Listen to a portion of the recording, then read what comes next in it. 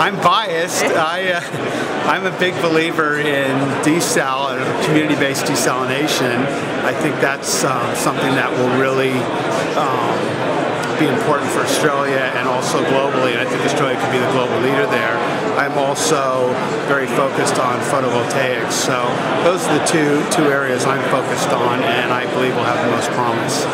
Yeah, look, I mean, if you believe what you're hearing in here, it's all about efficient transport, energy efficiency and green buildings. So those are areas of key focus, and they've been supported by Obama, etc., which is interesting.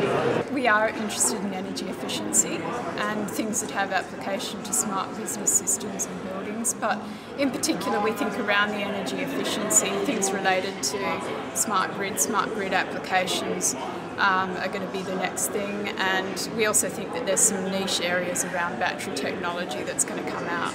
With a lot of innovation happening in that space, there's been a lot of peripheral things that have been missed in the process, and we've seen some very interesting companies there too. It's very hard to pick only one, but if I had to pick one, I would say that energy storage is absolutely going to be a key area over the next 5 years.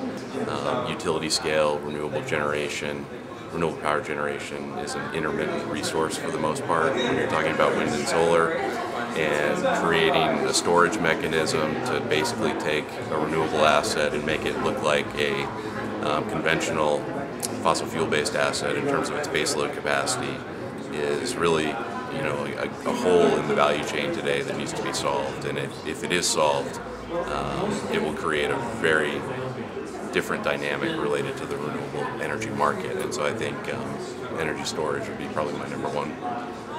I'm with Chuck, who's one of the keynote speakers here. I'm very excited about energy efficiency. I think here in Australia it's difficult because our energy is so cheap. It's difficult for it to get the attention of energy users, but there is massive opportunity once it is discovered. Look, I think solar is going to get very large. I think the drops in the module prices that are coming through, it's yet to be seen what happens this year, but last year was a 30% drop. It's on a trajectory of cost that no other technology is on, from my opinion. That coupled with storage is a logical thing that's going to be quite a big market. And the other one is solar PV, because of the global support now in terms of policy for PV, but also the very rapid reduction in unit prices for PV panels and so forth. So I think at a rooftop sort of distributed energy level, it's really, it is taking off, and I think it'll continue to do that for a few years yet. My view would be less sectoral specific and more around the key issue that Cleantech has to get over, and that's this big capital hump for investments that you hit when you've got your technology and you've got to demonstrate it in a commercial application.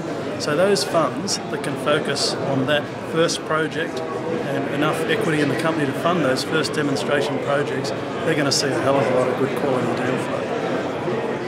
But the tip for early stage companies, I think, from my point of view, is don't necessarily take off the 5-year R&D plan. Find some low-hanging fruit, a revenue line that you can enter the market in the first 12 months on a systems integration, and then do your high-value R&D on the back of that, because the money is tight still at the moment.